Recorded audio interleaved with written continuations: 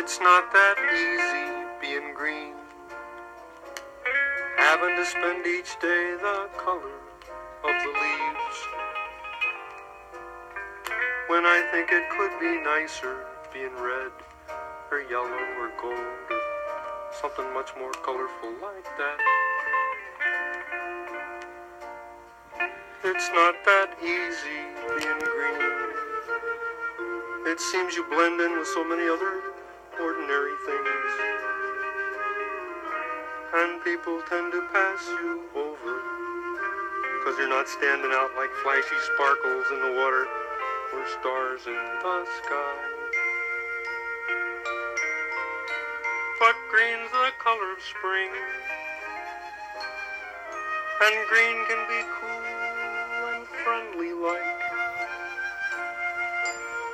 and green could be big like an ocean, or important like a mountain, or tall like a tree.